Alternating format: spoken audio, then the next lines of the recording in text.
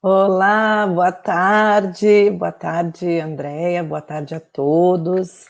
Eu estou super feliz de participar desse evento, desse grande evento que foi organizado com muito cuidado, com muito carinho, e agradecer a Andréia pelo convite.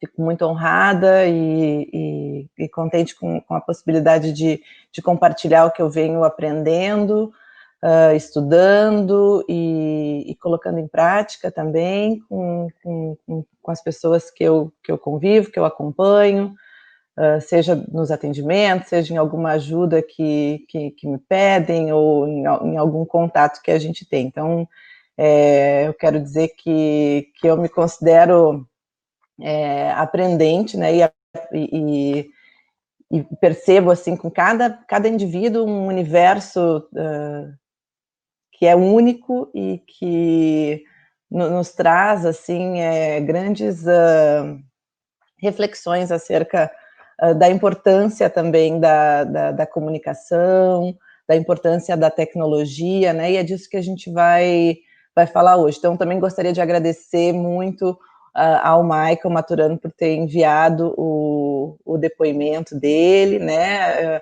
A ideia era a gente buscar alguns usuários que utilizam a comunicação alternativa com excelência, né, e os recursos de acesso também. Então, André indicou o Michael. No final, a gente vai assistir um vídeo também de uma outra pessoa muito especial. E a ideia, quando a André me fez esse convite, logo eu falei para ela, André, vamos tentar envolver o pessoal que utiliza, porque é diferente, enquanto profissional, a gente tentar mostrar, né, muitas possibilidades, muitas ferramentas, mas quando a pessoa mesmo que faz uso mostra o quanto isso impacta, né, na vida dela, faz a diferença no dia a dia, né, e aí então foi por isso que a gente fez essa ponte aí. Então eu vou começar aqui compartilhando a tela. Vamos lá, vou passar aqui ao próximo. Já falando diretamente, eu vi que a Adriana Klein também já entrou nesse assunto de uma forma linda, assim, e já muito bem embasada, trouxe inclusive essas referências, né, do impacto dos recursos de acesso, né, e a gente vai falar um pouco também do eye tracking, porque ele realmente, nos últimos anos, tem feito toda a diferença. Então, a gente percebe na prática, né, mas a pesquisa também nos aponta, né, e aí faz toda também a diferença a gente ter uma prática baseada em evidências, né, de que realmente melhora e muito a qualidade de vida das pessoas com ela, a comunicação alternativa e os dispositivos de acesso, né. Então, esse artigo desse pessoal da Itália traz essa evidência, né, do impacto na qualidade de vida. Esse outro artigo é um artigo de um pessoal da China, que também fala do impacto, né, da melhoria na qualidade de vida e da redução também da carga dos cuidadores, né, o quanto o acesso, né, à tecnologia assistiva por eye tracking também proporciona essa grande diferença, né, na possibilidade de atuação, né, de participação ativa no dia a dia.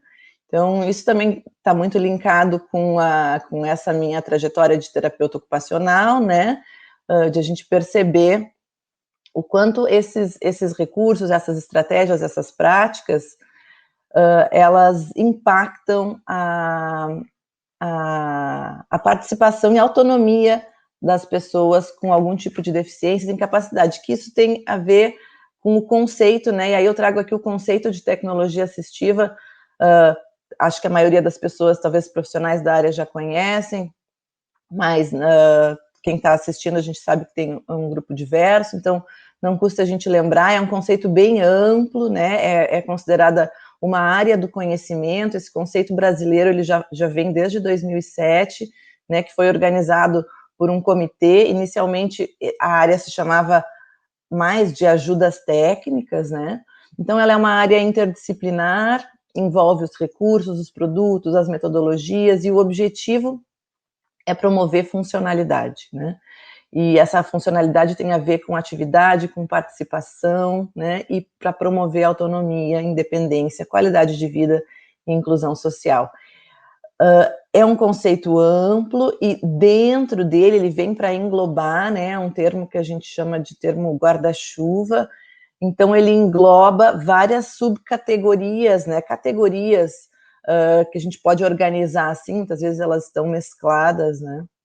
Logo a gente já vai ver as categorias que envolvem, uma delas é a comunicação alternativa e os recursos de acesso.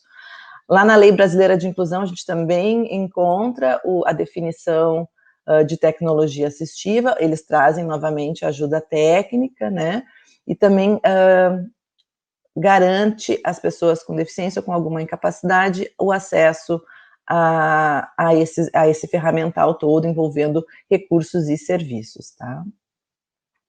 Então, as categorias, como eu falei, algumas se misturam, mas a gente vai falar hoje de comunicação alternativa e de acesso ao computador e dispositivos móveis, primeiramente, mas eles também estão ligados a, por exemplo, auxílios de vida diária e vida prática, aos recursos, aos sistemas de controle de ambiente, que a gente vai ver também, que dá para fazer através do computador ou do dispositivo móvel, tablet ou celular, adequação postural e recursos de mobilidade, que são pré-requisitos para um bem-estar, para conseguir usar a tecnologia também, a ferramenta, né? Projetos arquitetônicos para acessibilidade, adaptação em veículos, recursos para pessoas cegas ou com baixa visão, ou surdos, ou com déficit auditivo. Tem outras categorias que também podem ser colocadas aqui, recursos de lazer, esporte, né? Só para saber que a tecnologia assistiva, ela é muito ampla, e a gente pode ter uma organização dela para possibilitar essa visualização. Alguns profissionais vão atuar mais em uma ou outra área, ou muitas vezes conseguem fazer esses recortes todos. Então, o termo ajudas técnicas, o termo adaptações, o termo dispositivos auxiliares, tudo isso é tecnologia assistiva. Então, os recursos andadores, as adaptações ali para comer, né?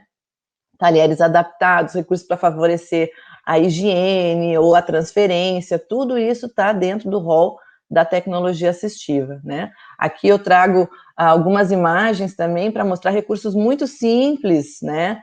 Que também podem fazer toda a diferença na participação e na autonomia de um indivíduo. Então, por exemplo, uma ponteira que pode favorecer virar a página, né? Quando o movimento de pinça estiver afetado, os engrossadores que podem engrossar talheres, que podem engrossar caneta, né?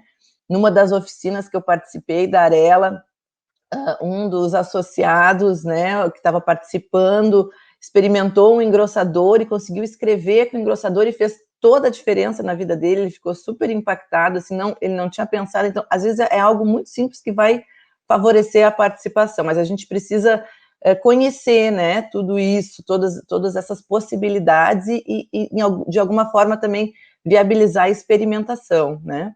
Ali tem um tipo de órtese que posiciona membro superior, as ponteiras, e esse outro baralho, eu coloquei ali esse adaptador para um baralho de cartas, porque eu também levei um dia numa das oficinas para cuidadores esse recurso, e a esposa ficou assim encantada, porque poderia novamente jogar baralho, que era uma tarefa que ela e o marido gostavam muito de fazer, e ia facilitar para ele segurar o baralho de cartas. Por isso que eu coloquei essa imagem ali. É muito, muito lindo e muito emocionante quando a gente percebe o brilho no olho das pessoas de identificar algo que realmente vai fazer a diferença para aquilo que elas querem fazer, né, e favorecer esse desempenho, né, que é bem também da nossa visão enquanto terapeutas ocupacionais. Então, os recursos de mobilidade e posicionamento são muito importantes, eu não vou entrar com detalhe, a Adriana Klein já falou bastante deles, né, a gente, né, pensa na cadeira de rodas, e aqui eu trouxe duas imagens, assim, de pessoas em situações, né, descontraídas do dia a dia, ali interagindo com o cachorro, a cadeira de rodas motorizada, ou uma outra cadeira de rodas muito moderna, e a gente vê que ele está num estúdio ali, está conseguindo tocar as atividades que fazem sentido para ele, né? Então, também são áreas em desenvolvimento e que a gente precisa ter um olhar bem atento, porque vai fazer toda a diferença um posicionamento bem adequado, tá? Para falar do conceito de comunicação aumentativa e alternativa, muitas vezes a gente fala só comunicação alternativa, né? E omite que tem esse outro termo que é aumentativa ou que pode ser suplementar, né? Alguns profissionais utilizam comunicação suplementar ou alternativa. Isso quer dizer que eu posso aumentar, né, ou melhorar aquelas capacidades que a pessoa apresenta, aquelas habilidades que ela apresenta de se comunicar, ou pode ser uma outra via, né? Aí, por isso, alternativa. Então, sempre que a gente fala comunicação alternativa, para resumir, saibam que no meio tem esse aumento, né? Essa melhoria, essa suplementação, tá? O objetivo é valorizar todas as formas de comunicação possíveis, né? E com vistas a atender pessoas sem fala ou escrita funcional, ou que tenham uma defasagem, né, naquela necessidade de se comunicar e na habilidade, né, de falar e ou de escrever. Então, a gente vai considerar a comunicação, né, todas as formas de expressão, por isso aí, principalmente envolvendo a fala e a escrita, tá? É uma área da prática clínica, também é da prática educacional, eu trabalho bastante no contexto educacional também, com crianças e jovens, com professores, e que tem como objetivo compensar, e essa compensação ela pode ser temporária ou pode ser permanente, essa incapacidade desse sujeito, dessa pessoa que tem algum distúrbio na sua comunicação, tá bom? Aqui tem uma foto do Stephen Hawking, que é uma referência, né, na possibilidade de se comunicar através da tecnologia. Eu sou super fã dele e acho que foi também, assim, a pessoa que me trouxe mais para essa área e para pensar o quanto é importante na esclerose lateral amiotrófica os recursos de alta tecnologia, tá? Então, eu trago ele aqui como uma inspiração, eu acompanhei toda os recursos que ele utilizava, acompanhava pelo blog, né, e depois a gente vai poder falar um pouquinho, porque ele utilizava acesso indireto, né, e com contração de bochecha ali para ativação, o acionador.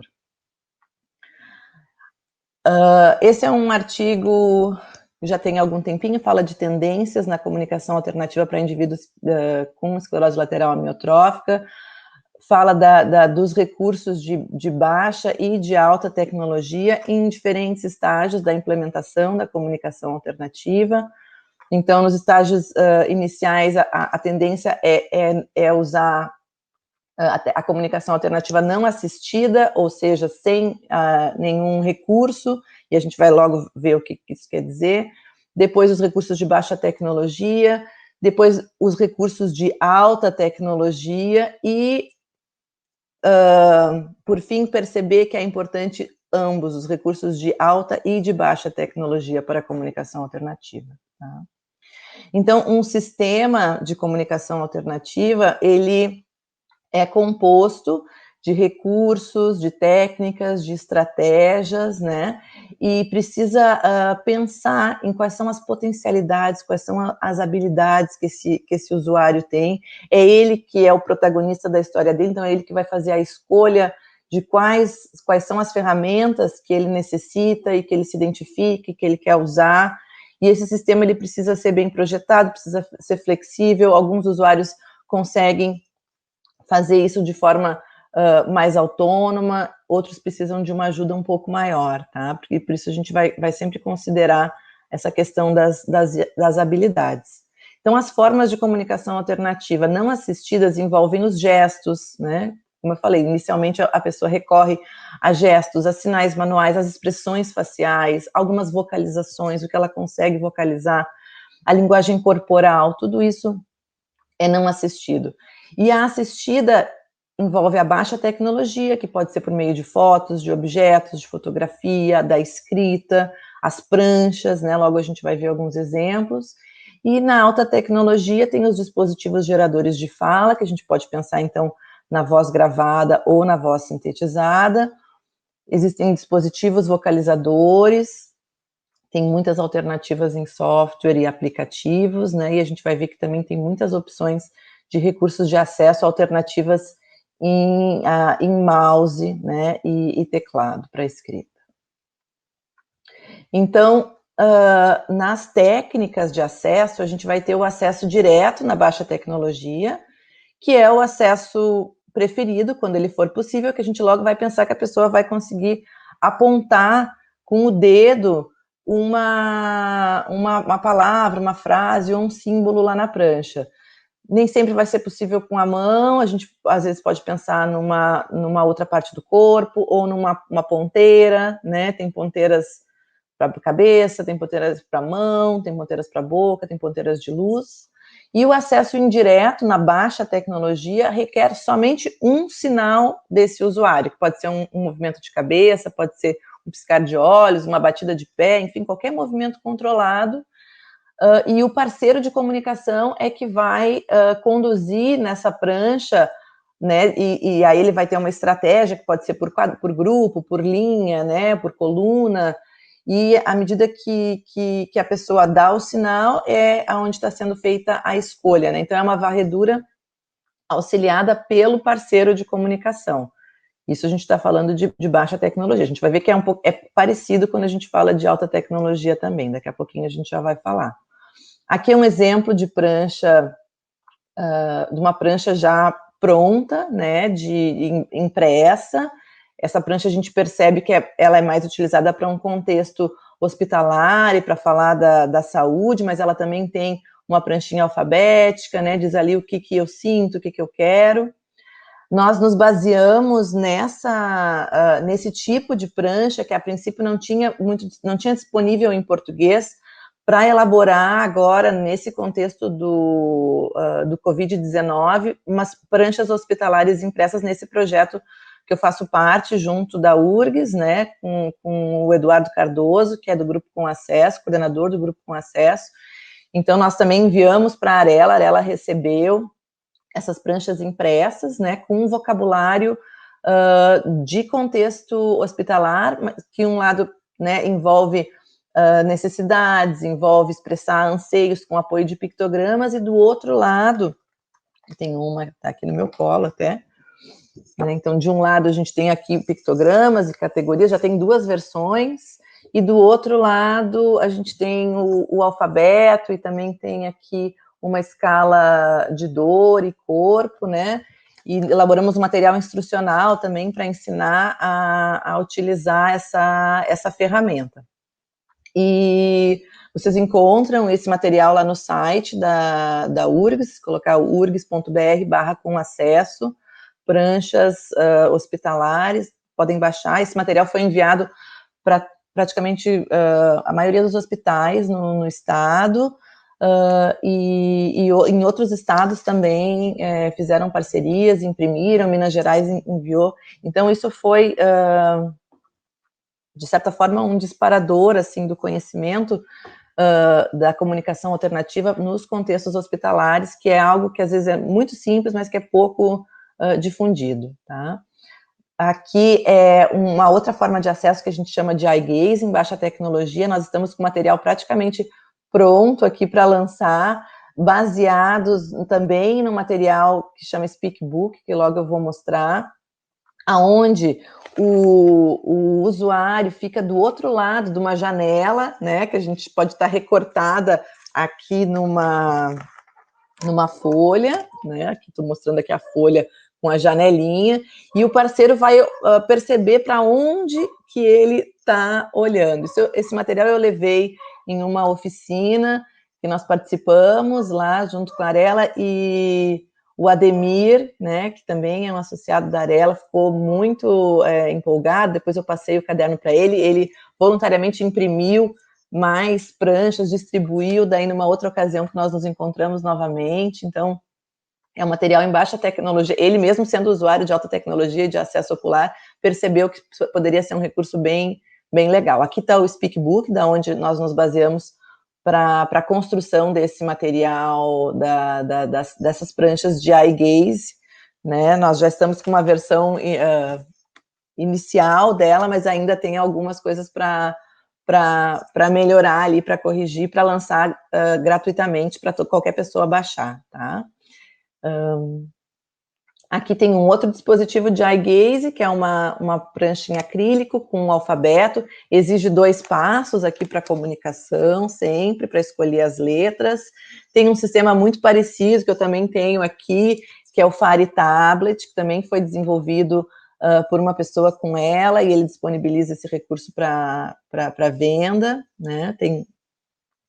E aí a gente vai pensar, bom, mas tem a comunicação alternativa com texto e tem a comunicação alternativa com pictogramas. Qual das duas a gente vai utilizar, né? Ali vocês estão vendo um tablet com um aplicativo, ali aquele outro senhor está utilizando os pictogramas.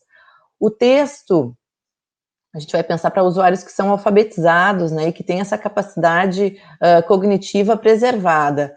Já os pictogramas, eles podem auxiliar como uma pista visual, ou então a gente vai pensar em alguns usuários que necessitam, né, por uma questão cognitiva, desse apoio para fazer escolhas, né, e aí o símbolo, né, o pictograma, que é esse desenho, ou a foto, vai fazer toda a diferença para a compreensão, tá? Porque a comunicação, ela tem essas duas vias, né? É expressão, mas também é a compreensão. Isso é uma ferramenta bem interessante do pessoal da Tobii, junto com o pessoal do Hospital de Boston, e o Rafael Alves, da Civian, também está promovendo, agora essa ferramenta já está em português, é um banco de mensagens para a gente colocar a voz, né, gravada, e que depois o software pode puxar de lá essas mensagens gravadas para o recurso de comunicação. Então, eu salvo a minha voz nesse banco de mensagens, né? Já deixo frases prontas ali para quando eu necessitar usar a comunicação alternativa, eu ter a minha própria voz para utilizar. Ali está o link. Então, no computador, a gente, como eu já falei, né, o acesso a esse ponto de encontro entre o usuário, entre a pessoa e a tecnologia, né? Esse ponto de encontro, ele pode ter tato, ele pode ter toque, ou contato direto, ou não ter toque, que a gente vai ver que é como o eye tracking, por exemplo. E vai sempre considerar, então, habilidades, preferências. A gente vai perceber que também, muitas vezes, conhecer as configurações nos sistemas operacionais pode ajudar muito, né? Porque ali vão ter alguns ajustes. Então, muitas vezes, por exemplo, um teclado virtual, né? Se a pessoa não está conseguindo usar o teclado comum, mas ela usa o mouse, ou uma outra alternativa em mouse, que a gente vai ver também agora algumas opções. Ela colocar com o teclado virtual do Windows, que está ali, não precisa nem instalar, é só colocar ele à disposição na barra de ferramentas, já vai ajudar ela nessa etapa que ela se encontra, tá?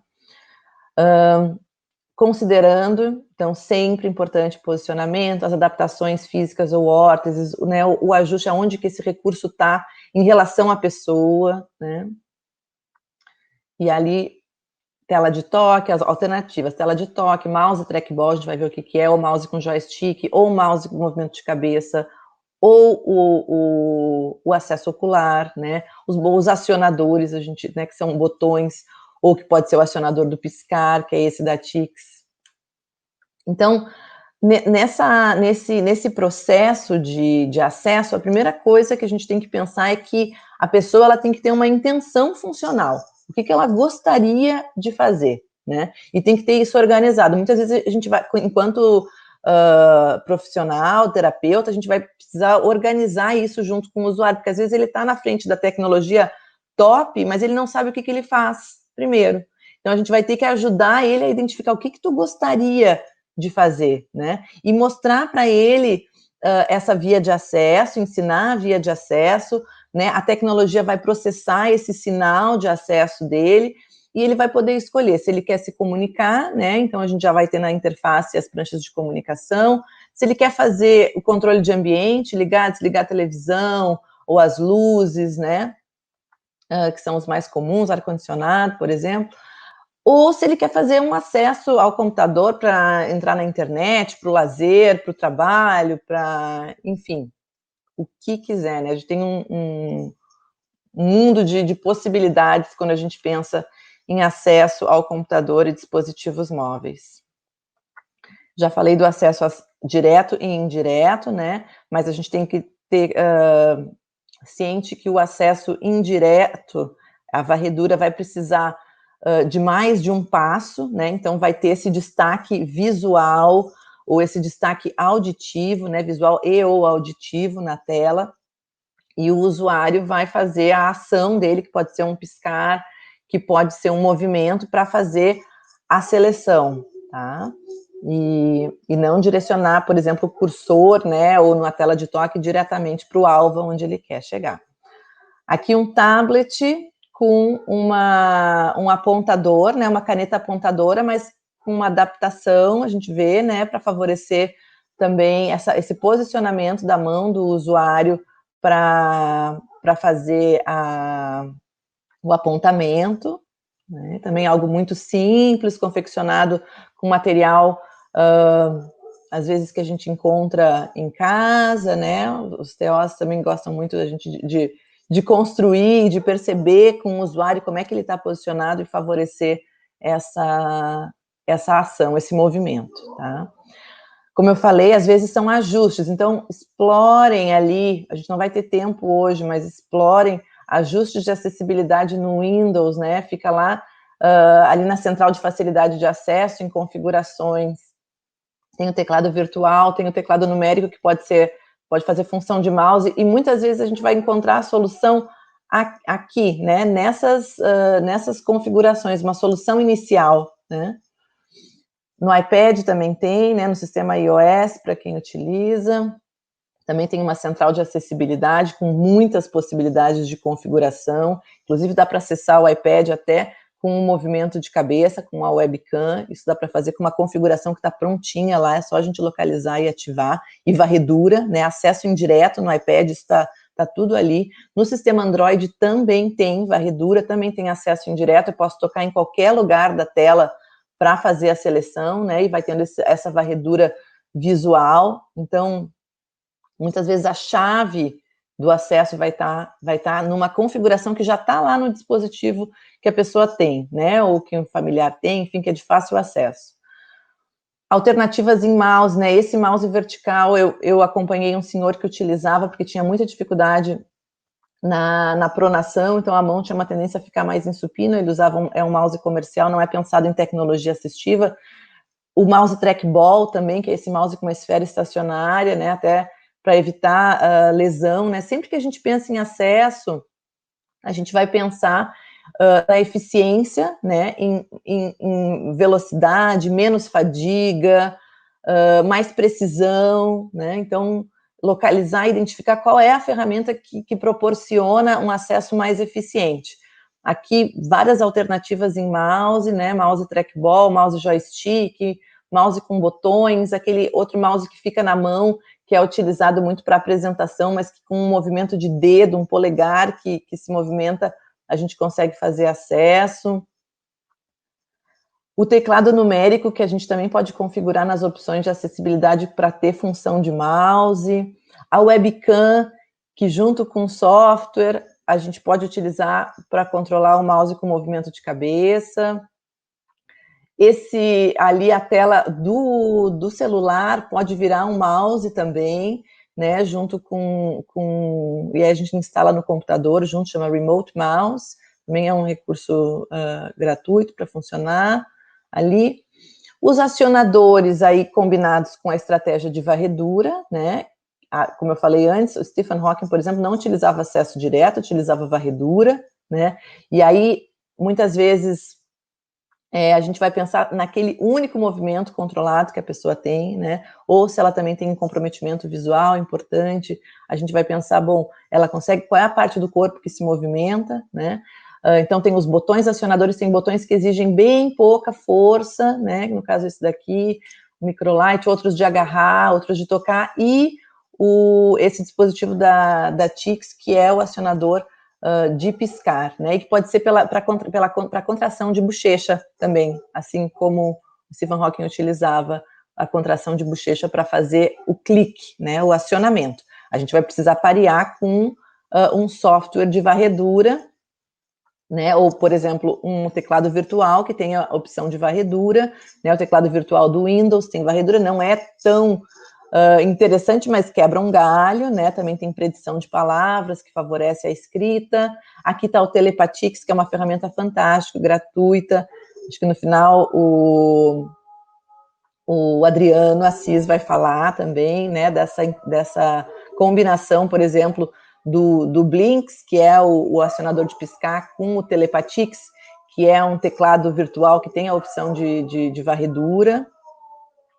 Aqui tem uma outra ferramenta que se chama Essential Accessibility, que também é gratuita, que tem o mouse para o movimento de cabeça, algumas opções de varredura também para configurar. De vez em quando ele dá um probleminha ali, mas pode quebrar um galho para iniciar, para experimentar.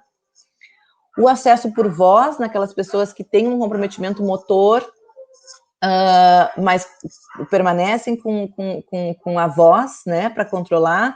Então, a gente tem isso já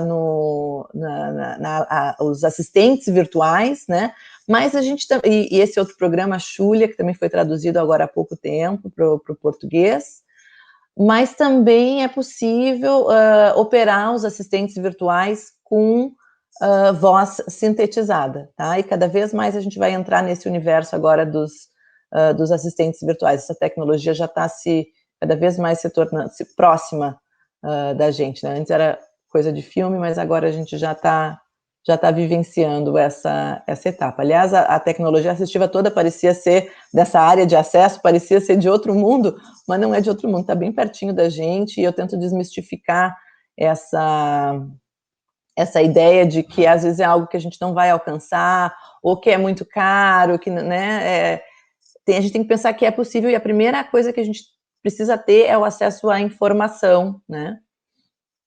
Então, o rastreamento ocular, vi que a Adriana Klein também já entrou nessa parte, já falou um pouquinho de como é que isso funciona, até utilizou essa mesma imagem, né, que ela capta esse deslocamento, né, esse movimento dos olhos, e é uma ferramenta muito legal de acesso, mas também uma ferramenta de diagnóstico, muitas vezes, quando a gente coloca o acesso ocular, a gente percebe nesse usuário quanto ele está atento, né, ou ele acompanha aquilo que a gente solicita, né, ele percebe essa diferença, então é interessante como uma ferramenta de diagnóstico também, para as questões cognitivas, tá? E funções executivas. Precisa, para o acesso, e não é impedimento para uso, quero deixar isso bem claro, não precisa ter cognitivo preservado para usar o acesso ocular. O que a gente tem que fazer é um ajuste das interfaces para que essa pessoa tenha sucesso na questão do acesso e da comunicação alternativa. Posicionamento e calibração, então a gente sempre vai posicionar o recurso de acordo com como é que esse usuário tá, essa pessoa, eu falo muito usuário, né, eu evito falar a palavra paciente, porque na tecnologia assistiva a gente usa esse termo, só não falei disso antes. Então, sempre a ferramenta, o computador, em relação ao posicionamento confortável do usuário, nunca o contrário, né? Às vezes a gente, não, vamos colocar a pessoa, quem sabe vira, aproxima, vai para aqui, vai para lá, porque o computador tá assim, não. É o contrário. Então, a gente vai precisar de suportes, de mesas, às vezes que tenha essa possibilidade de ajuste de ângulo, né? E tem um processo de calibração que a gente faz inicialmente, que também tem algumas personalizações que a gente pode fazer nessa calibração de mais ou menos pontos na tela. Tá? No Windows 10 já tem versão beta, eu acho que ainda tá, mas eu já experimentei ali uma ferramenta que pareia com rastreador ocular, tá? Existem diferentes tipos de rastreador ocular. O rastreador ocular a gente sabe que também tem um que era voltado para games, que funciona muito bem, mas tem o outro que é de tecnologia assistiva, que tem suporte à assistência técnica no Brasil, através da Civian, que são os representantes do Tobii, né? Então, quando a gente fala Tobii, a gente sabe que tem essas duas linhas, né? A linha da tecnologia assistiva e também tem a linha de games, que tem um dispositivo bem mais acessível. né? O Communicator 5 é um software também da Toby e que tem muitas possibilidades de personalização, de incorporar as mensagens gravadas, aquelas do banco de mensagens, muitas possibilidades de interface para o acesso à internet, a e-mail, enfim, é uma ferramenta muito, muito versátil e muito completa. O OptiKey, aqui era um vídeo, eu não vou passar todo esse vídeo porque a gente não vai ter tempo, mas é um vídeo que foi feito pelo Jorge Matos, que é um usuário do OptiKey, é um sistema gratuito de teclado virtual, de mouse também virtual. O Ronaldo Santos ajuda todo mundo a instalar, já participei de oficina com ele também na Arela, aprendi muito com ele também. É uma ferramenta bem interessante, tem muitos usuários que estão usando de forma excelente o OptiKey. O controle do ambiente também aprendi com o Ronaldo, depois vendo também com o Ademir, né? Devem ter outros recursos, outros dispositivos, mas esse Broadlink, né? A gente conecta, pareia ele via Bluetooth com o computador, e aí a gente acessa o Android via o computador, até para acessar, por exemplo, né, o WhatsApp, é assim que a gente se comunica com quem está fazendo o acesso ocular. Foi assim que eu me comuniquei com o Michael, com a Sirlene, quando eles acessavam ali, eles acessavam o WhatsApp, né, eu me comuniquei pelo WhatsApp, o WhatsApp via computador. E aí, linkado a esse dispositivo de controle de ambiente, né, claro que precisa toda uma parte técnica ali, para poder, por exemplo, ligar e desligar. Tudo que tem controle remoto é fácil de configurar, tá? É fácil. Fácil para quem é um pouquinho metido ali nessa parte dos recursos, né, das ferramentas. Quem gosta, o pessoal da engenharia, o pessoal mais técnico, assim, quem é metido e curioso dá um jeitinho. O que a gente tem, assim, no horizonte, né? Quer dizer, já tem pesquisa, já tem implementação, né, dessas interfaces cérebro-computador, sistemas invasivos, né, como esse que está aí na imagem. Tem sistemas não invasivos também, que captam as ondas cerebrais. Eu ainda não conheço pessoalmente, já li alguns artigos, mas teria que ver se é o acesso direto, né? Ou é o acesso indireto. O de ondas cerebrais eu já vi com acesso indireto, que a gente, através do pensamento, conseguia fazer o clique, né? Uma tiarinha que a gente coloca aqui. E aí precisa da varredura lá para fazer. Mas para o acesso direto, que seria controlar o deslocamento do cursor, eu ainda não vi. Se alguém conhece e pode contar a experiência, por favor, coloquem aí nos comentários. Eu adoro aprender e acho que esses momentos são super ricos para a gente poder fazer essas trocas e aprender junto, né?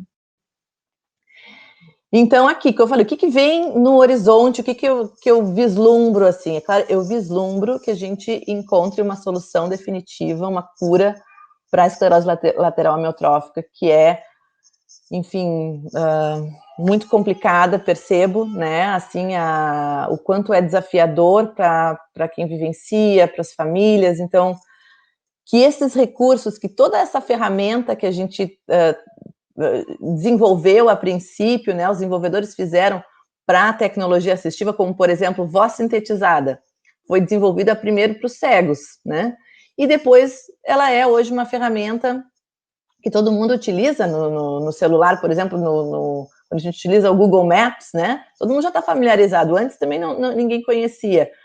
Essas alternativas que elas se tornem desenho universal, né? O acesso ocular, eu acredito que em breve já vai estar incorporado, né, nos recursos, e todo mundo vai estar utilizando. Então, que isso seja mais democrático, que todo mundo possa utilizar e que a gente aprenda com esse percurso todo, tá bom?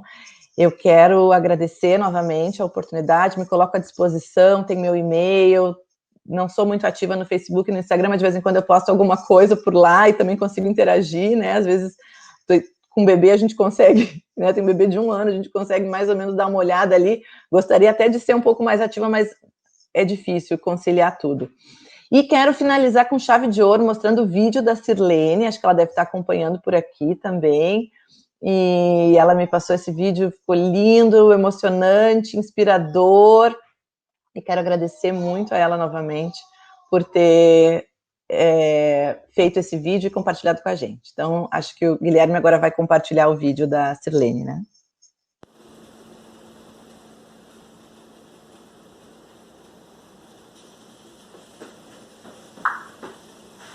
Boa tarde. Meu nome é Sirlene Roque, moro em Camaquã, RS, sou casada e tenho 2 filhos. Fui professora e com a escolha da comunidade escolar, eleita várias vezes para ocupar a direção da escola, totalizando 23 anos. Fui diagnosticada em 2004 pelo Dr. Marrone, depois de passar por várias especialidades médicas, investigando as diversas quedas, por 8 longos meses. Amava meu trabalho, por isso continuei trabalhando por 2 anos ainda, o que me ajudou a digerir este difícil e arrasador diagnóstico. Também tive a presença marcante de amigos e de toda a minha família, com eles aprendi a valorizar o que temos de mais precioso, a vida, desviando o foco das perdas que ela traz. Quando a voz foi atingida, foi a hora de dar adeus ao magistério. Com a ajuda da fonoaudióloga Cláudia Barbosa, montamos uma prancha de comunicação de baixa tecnologia impressa que uso ainda hoje quando não estou no Tobiê. Conheci o Tobiê no simpósio da Arela RS, naquela ocasião testei e tive 2 sentimentos. Alegria pela facilidade em comunicação e outro de frustração pelo valor, definitivamente não cabia no bolso de professora, pois estava sendo apresentado pelo representante no Brasil. Mais tarde, em contato com a doutora Leila Ortiz, fisioterapeuta respiratória, me forneceu o contato de uma família que queria vender o Tobiê. Usei este por 2 anos, e um dia não consegui fazê-lo funcionar. Entramos em contato com a assistência técnica no Brasil. Me mandaram um aparelho que precisava ser conectado a um monitor. Foi então que a Arela promoveu uma oficina com a terapeuta ocupacional Daiane, que nos deu a melhor notícia possível, com parla e trática através de sites comerciais. Mais tarde pelo WhatsApp me deu outras dicas que possibilitaram comprar e usar esta maravilha de ferramenta para pacientes que perderam movimentos e principalmente pacientes de ELA. Mais tarde, em outro simpósio da ELA, conheci o Ronaldo Santos, da Associação Procura da ELA. Pessoa fantástica que através de trabalho voluntário instala o software, o Optkey e o drive do rastreador do Tobiê. Hoje o Tobiê é a porta para o mundo, para mim e acredito que para qualquer paciente de ELA, pela autonomia que nos fornece.